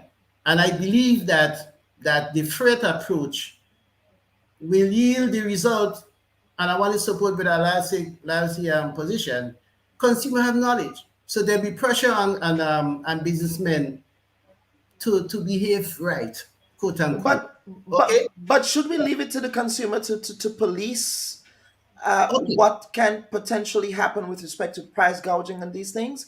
Okay, don't we have a Consumer Protection Bureau that needs to be enforcing pricing? Okay, that's correct. So we do have a number of price control inspectors in the Prices and Consumer Affairs Department. In my time, I suppose we were above 20. I don't know how many of them they have now, maybe 5 or so. And there is a list of price control items. Now, but having a price control only means that you are controlling the margin allowed at different stages in the distribution chain. A wholesale allows 7.5%, a retailer 15.5%. So that is what the price control system is all about. All right, and of course, how it works, those items that are under price control that will be affected by the freight, the costing must be submitted or should be submitted to the Ministry of Finance for approval. And so, once those things are approved, then you can publish a price, the retail price for those items. But that only relates to those items that are price control affected by the freight. So there's more control there, and the price inspector will definitely move into the community to monitor those prices that have been approved before the items are put on the shelf. So importers have to submit or should submit their invoices for the costing to be looked at and approved and the prices declared. The other items that are not price controlled, obviously, we depend on the consumer education and knowledge and consumer pressure, right, to force businesses to pass on the reduced price. Now, so coming back to my central point, the issue about the revenue implication, that issue has been looked at. You remember, the same technicians are still at the Ministry of Finance that were there under the LNP and under this new government. You have the same technicians there. Nothing has changed. They are quite aware and quite capable of advising on the revenue implication. And that will be monitored. That will be monitored, but something has to be done to alleviate the impending high cost of living. Now, the government is fully aware, and this is my opinion, that there are economic clouds in the horizon, and the measures has to be temporary as they manage the cash flow in terms of the impending expectation on the revenue side, all right, in terms of pension and all of that. So they are managing it, and that is why it's temporary, and the economic surveillance unit will monitor it. But there is the revenue consideration. That is why they agreed, I'm assuming, on pitching it at 2019 level. Now, we as consumers and individuals have an obligation to manage our affairs. We have to help government by we ourselves making the adjustment. If electricity rates go up, we have to manage that. Look at the way we consume electricity. I just want to take a part. Well, except some consumers might say that they have been doing their utmost best to manage electricity. I mean, I speak to some people in Grenada who said that they prefer to roast at night than to keep their air conditioning units on, and their bills are still high. But that's a consumer choice. So, like with government, if you lose revenue one way, you expect them to try to recoup it another way. Like a consumer, if we have an increase in expenditure in one area, we have to find ways of making the adjustment. So we have to do our part to adjust. In a market economy, the consumer has to make an adjustment. The government will do what it can to help in that adjustment process. But we have to make an adjustment. If, for example, we remove the cap on petrol, okay, of course, if we remove the cap, we given the price of oil coming through the port, we anticipate an increase in gas at the pump. Consumers have to respond to that. The government can do what they can to cushion it. But we are not a producing nation with respect to oil and gas. We are importers. We import, it's an open economy. Our inflation pressures we are feeling is all on imports. Now, when I listen to the throne speech, I'm hearing an emphasis on increasing the productive sectors. I'm hearing an emphasis on food security. These measures, while we take time to work, is all aimed at cushioning the inflationary effect and lessening our dependency on inputs. Let me just tell you, in the area of communication, remember I told you, Grenadians spend $10 of every $100 they earn on communication. The last time I checked the statistics, we in terms of talk time, Grenada is high in the OECS. Mobile talk time, we talk a lot. Of course, if you feel inflationary pressure in other areas of expenditure like food and housing, we have to make the adjustment. So my point is the government is doing what it can to help in the adjustment process in cushioning inflation and rising prices. Grenadians, all of us, have to make our adjustment to our lifestyle and the way we spend. These crises would not go away. It will be one crisis to another. If you look at the horizon in the global scenario, we anticipate an increase in crisis. So we have to learn to manage and bottle up. And I'm anticipating that by the end of the year, when these measures take effect, the government will come back and see how best whether or not they have to deepen it or remove it totally. All right? But we have to trust that they are doing what they're supposed to do in the interest of consumers. Cost of living is a critical issue, but that's just one issue the government has to grapple with in terms of the macroeconomic environment. You have the whole issue of job creation and growth and productivity, to also help in us managing the cost of living effect, because we want to improve our welfare. Mm-hmm. And let me bring back your colleague, Mr. Joseph here. Mr. Joseph, I want to get you to respond with respect to those measures. Are they going far enough, and how does that stack up against now the previous administration? They had some zero-rated VAT items. Now we're bringing in the freight, and on the back end, what you have happening is that loss of revenue. How does all of that stack up against the macroeconomic picture that you speak about? All right, thank you. As I indicated, any measure that will help reduce inflation, any measure that will bring relief, all these measures are welcome. However, I'm saying that we need to take a broader view of how we implement these measures, because there's an announcement, as you indicated earlier, that may come to remove the cap. And the cap was deliberately placed there to ease the burden of consumers, the cap on gasoline, because as soon as you remove the cap and the price increase, then you have bus drivers clamoring for increasing bus fares. You will have households have to put out more money to pay. So you might be creating a situation where on the one hand, you introduce a measure that will see a slight decrease in food items, but an increase in other areas. The removal of the 25% non-fuel charge on electricity bill was put there to assist the consumers, to give them relief. So I am not sure what will be announced tomorrow, the extent, because it has not been announced. All the Prime Minister did was to indicate that they will consider the cap and the gasoline, and an announcement will be made at the post-cabinet briefing on Tuesday. So I await to see what action will be taken there from that point of view. As I said, freezing the freight rate, that is a measure that should help, and I welcome that, because the people are complaining about the cost of living. And I'm also saying that, economy like ours, where we collect direct and indirect taxes to fund the operations of government, the surplus that Mr. Gilchrist spoke about was achieved by the previous administration because of prudent fiscal management of the economy.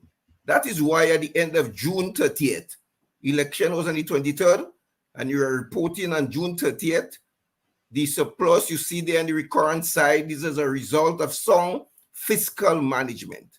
And all I'm saying is that we need to maintain sound fiscal management of the economy in order to give relief to the various sectors of the economy. And we need to, in the long term, think about how measures to grow the economy, because with high unemployment in the country, unless you could grow the economy, you will not achieve your targets, your macroeconomic targets. So you might have the same technical people there, but that is a government philosophy. Taxation deals with government philosophy, So when you see the previous administration said that if you work for less than $3,000 a month, you do not pay income tax. It's a philosophical approach to managing the tax system. It's not just a technical or scientific way of doing it. Philosophically, we are saying that we must give relief to the poor. And so I'm saying that you must manage the economy in such a way that you bring relief to the poor, and that the population as a whole benefit. Because I tell you, if gas price ever goes up, you can expect bus being to be clamoring. And of course, who will pay the bus fare? The poor household, the unemployed people have to put out more and more money from the little revenue that they're getting somewhere from their farming to pass on to give the students, or if they want to pay to go to St. George's, because with the increase in bus fare. That is how we have to look at it in its totality. But Mr. Gilchrist, Mr. Joseph yes, is saying I want to just respond a bit. I just want to respond please. a bit. Well, just to let him know also that it's not just about prudent fiscal management. Now remember, the VAT performed very well, and the VAT is, in essence, is an inflationary tax, right? So if you have high inflation, the VAT will do well, even though you are not producing more, but there's high inflation. Yeah, you don't have to import more to get an increase in the revenue based on VAT. If you import the same amount, right?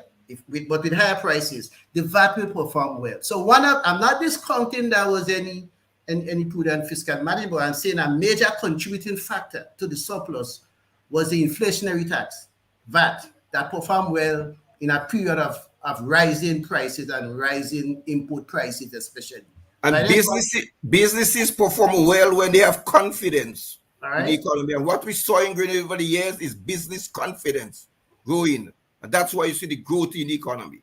because of the That's correct. That is also true. So I just want to point that to it. But let me also say I don't think we should get ahead of ourselves. The cap on gasoline. There was an announcement, and it's great that at least the government is signaling its policy intention, as opposed to just immediately just put it on us, right? So they are signaling the policy intention, which is good. But of course, consideration will be given to removing the cap. Removing the cap could mean moving it from $15 to $18 or $15 to $12. All right. So let's wait and see, because there are effects of removing the cap, and let us wait and see whether or not in removing the cap to another cap or whatever it means. No, let's be realistic. No, the cap would not drop. Let's be realistic. You okay, would not so see a decrease in the cap of gasoline. That would not happen. Okay, so let us say, don't try to fool yourself and saying it could go down to 12. That would not happen given the current economic situation. Okay, so let us say the cap increase a little, right? Okay, I'm sure consideration will be given to certain industrial sectors, all right, in order to cushion the effect of whatever is happening, because you don't want busmen to be clamoring for increase and bus fares and all of that. And you have manufacturing and you have the hotel industry that use electricity as a main input, all right, into the production and into the business. So I'm saying that let's wait and see what will be announced, but they are conscious in announcing whatever measure of the implication of that measure. They are conscious about it. So like you and me, let's wait and see. But I agree. We should wait and see. No. Well, we're not disagreeing on that. I agree. We have to wait and see. Obviously, all I'm saying is, do not give the impression that the cap could be lower. Do not convey that impression at all. Let's wait and see how far up it will go. And I agree. We'll wait on that. But I'm prepared to say the cap would change. The cap would change, right? Whether up or down, the cap will change. Okay, that's the government policy prerogative. Okay, but absolutely. I think the revenue situation, based on what on the status quo now, is what is giving them the extent to which they are able to provide relief to consumers. I think that it's being done against that background, and that is why it will be monitored. All right, but no, I would advise against any tampering of the structure of the tax system. Okay, I would advise against that. But I think the approach taken. I said that. Yeah, and I think both of you agree on that point. Mr. Lal Singh, let me bring you back in here. Yes. Yeah. So again, reducing that cap further. I mean, I think the challenges that we're having here is that bit on the loss of revenue. That is something I think that is worrying a lot in the national community. But also, let us also talk about the other measures. You mentioned Grenlec before, and the sticker shock that is having on consumers.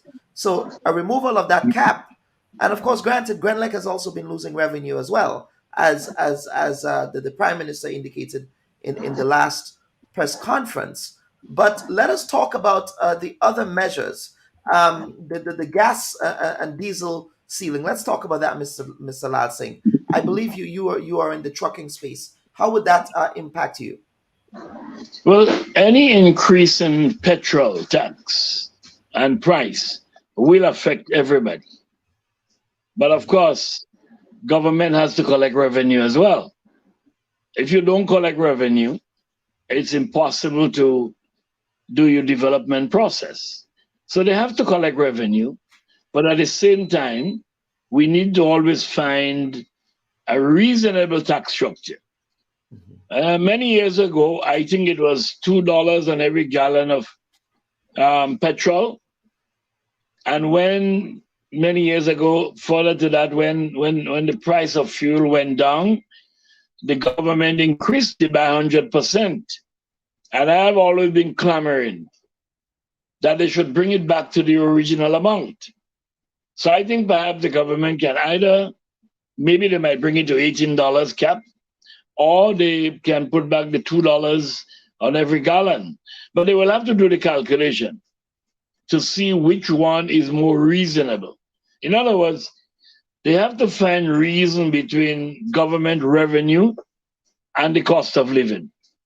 If the cost of living goes up too high, everyone will be affected, regardless of what tax that we have to pay.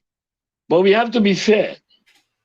It is a matter for government and the people. You have to find the best medium. How to collect enough revenue to do all the works you want to do, and at the same time, ease the pressure on the lives of everyone. But Dr. Bob, the more important thing that we need to look at in the world today is how we can increase productivity and cut wastage. Many years ago, I evaluated that probably 30 to 40% of government's revenue is being wasted.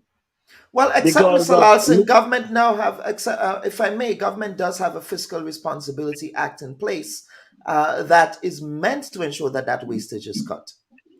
So But do I you thought think they that had, there, I that thought it they still had happens? removed it some time ago. I believe I heard that they had removed it because they wanted to do certain measures. But And that there is was a lot under of the wastage. COVID emergency Yeah. provisions. Yes, but go ahead, sir. But besides that, there's a lot of wastage because in the government circle, there is very low productivity. You have some people who don't produce at all, but they get paid. You know, you have some people who are smart and they will sit at a desk and they do a side job on government's time. So government loses a lot of money. How can they police that? How can they get the public servants to produce so that we can curb wastage? If you don't curb wastage, you will always need more revenue to carry out your work during the fiscal year. Absolutely. And gentlemen, we want to come up for air. This is, again, a perennial conversation that needs to be had. But Mr. Gilchrist, quickly on the fuel ceiling there and that proposed announcement that might be coming down the pike. Your thoughts on that? Yes, well, you mean respect to the cap? The cap, yes. The cap, yes. Yes, I think in addition to the cap, I would assume that the government would be also looking at the petrol tax. All right. So in addition to the cap, they'll see how well they could manage that petrol tax because the government is losing money. The subsidies in millions, and that can't continue. So we as consumers will have to bear some of the burden. All right. But I'm saying going forward, we have to look at some key sectors to subsidize. So the subsidization I'm advocating should continue at whatever level, but we have to target it. Can be across the board. The government needs revenue. When I look at the last budget estimates, around $50 million is collected annually on average from the tax on petrol, government revenue. Now they would lose some of that. Okay, but they are hoping that that burden on the consumer will be passed on. So I agree that the cap has to be removed because government cannot continue subsidizing the sector as it is. But I'm advocating that consideration has to be given to certain sectors, all right, that especially transportation and maybe the hotel industry and manufacturing in terms of helping them to remain competitive because these businesses have to remain competitive in order for them to continue to do well. If they do well, we get corporation tax. So we can't shoot ourselves in the foot. But the capital has to be removed. And I'm saying that consideration must be given and should be given to certain sectors. Absolutely. And gentlemen, what we want to do, panel, we want to come up for air. We're almost out of time. We can talk about this all day because, of course, what we want to do when we close the program is to talk about the looming recession, which will be another burden on the citizens of the national community to contend with. We know what happened the last time there was a recession and the ripple effects it had on the Caribbean. So stand by, folks. We will be right back after this quick break. Why would we have ambassadors representing the state that do not understand clearly what their terms of reference are? To the cards that I have drawn that I am the minister at this point in time. And for members of the public... But you're also a servant of the people. The unions are not threatening to withdraw their labor, and neither are they threatening to shut the country down, as you did. I think your summarization of my position is highly inaccurate, and may I dare say a bit inflammatory. The strategy did not work the last time for you. So what would make this? Well, you're assuming that we're doing the same strategy.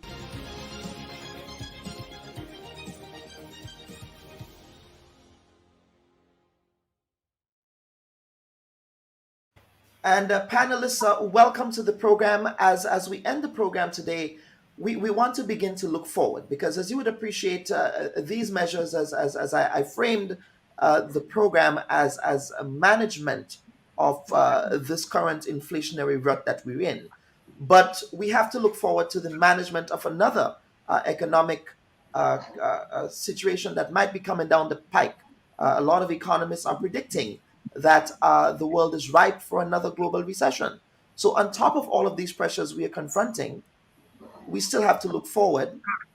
And that may also revise growth projections next year downward as well. So as we close the program, I want you to give us some thoughts with respect to how we are going to manage that recession on top of these additional inflationary pressures that we have to confront. Mr. Joseph, I want to begin with you. Yeah, thank you very much. First of all, we have to be innovative. We are a small, open economy that is dependent on taxes for recurrent revenue. So our model of development and the way we deal with imported inflation, because remember, inflation is imported, and we are net food importing country. You know that our trade deficit is $1.5 billion. So we imported $1.5 billion more than we exported. So we need to come up with some creative ways of addressing our economy that is unique to our economy. There are some things that are global, but there are some responses that are local. And therefore, we need to bring the best brains together, the best minds together to see how we can address this recession that we're facing for the benefit of the country. Because what we're thinking about is Grenada and how Grenada can prosper.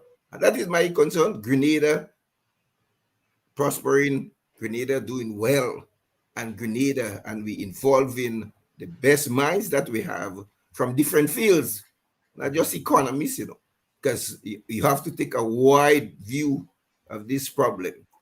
And I think if we engage, have consultation, we can make it a solid foundation was left on which to build on.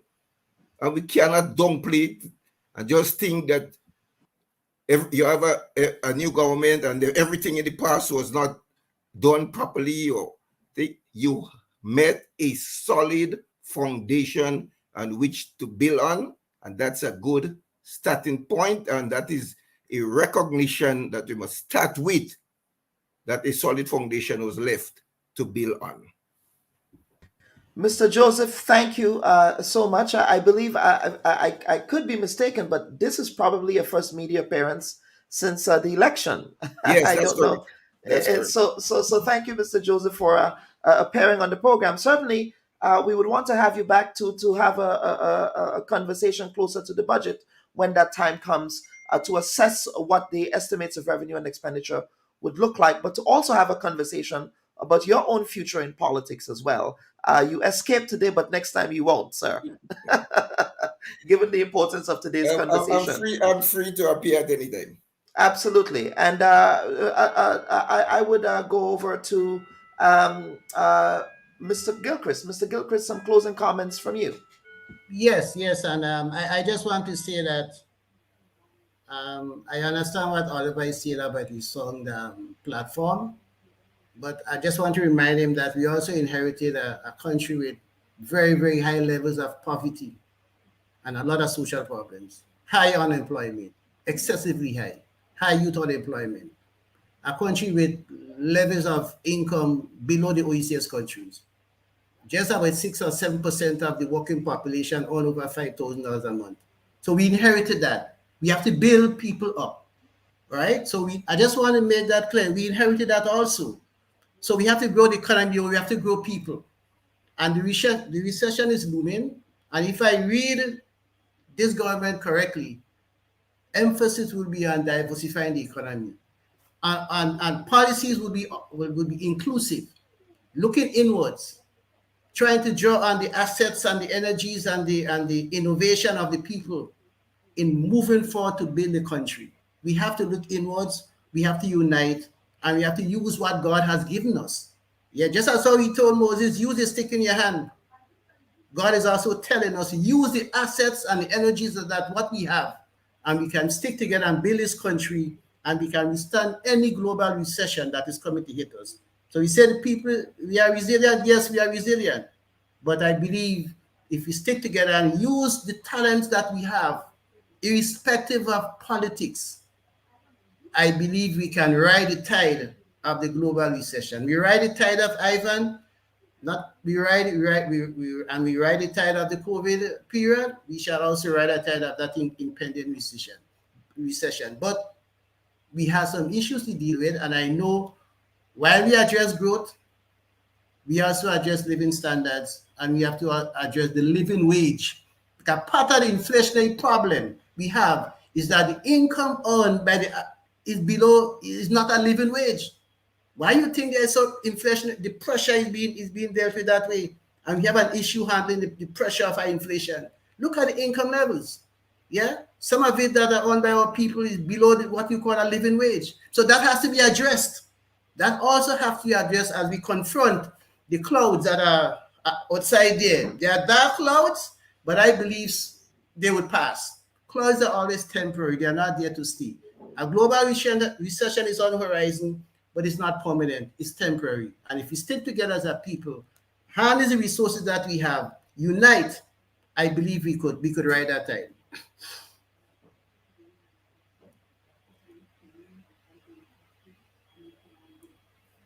Thank you, Mr. Gilchrist, again for striking that optimistic tone there in your closing comments. And Mr. Lalsing, over to you. Thank you very much. I really want to see a very progressive approach in terms of the development of Grenada and its people. What is happening or what has been happening over the years, our young people go to school, and when they leave school, they are not trainable. You know, they come to the workplace and you actually have to train them about doing almost everything. I want to see us start thinking outside of the box. We need to revamp education to make education all inclusive. You know, we tend to look at the academic aspect far over the technical. We need to look at it broadly, academic and technical. We need to find ways of training our young people to learn to work, about life, so that when they get into the workplace, in the world of work, they are a better people. And I think if we fail to do that, we would not be going anywhere in terms of developing our country and our people. So we need to look outside of the box of thinking. Too many things have been taking place in the last few years. More social programs. Yes, social programs are important, but at the same time, we need to see how we can make our people far more independent. And I've said before, productivity is a critical factor. How can we produce more? If we produce, we can develop our country. We can reduce the cost of living. We can drop the unemployment rate, and Grenada can be a better place. But it takes critical thinking. It takes people with experience to look at all the different scenarios to decide which way to go. If we do it right, we could avoid inflation. We have to deal with it from internally, but a lot depends on the government and what decision they take. Absolutely. It starts from that policy level, but it also requires that initiative and that enterprise on behalf of the entire national community as well. So, Mr. Lal Singh, thank you so much. Dr. Curlin Gilchrist and former trade minister and trade specialist Oliver Joseph for appearing on the Bubb Report this week. Earlier, we had a conversation with Ms. Shirma Wells, a veteran Grenadian broadcaster, about her foray into politics and what that looked like and the way that it probably divided the national community. So, viewers and listeners, we want to thank you. I thought that this was another enlightening episode of the Bubb Report, and we want to thank all of you for your viewership and your listenership every week. We will continue to do our part to ensure that we are bringing you quality and consistent programming that is balanced, objective, and well researched. And on behalf of the hardworking producers at the Bubb Report, I am your humble servant, Dr. Kellen Bubb, wishing everyone a safe and productive week. Take care. Bye-bye.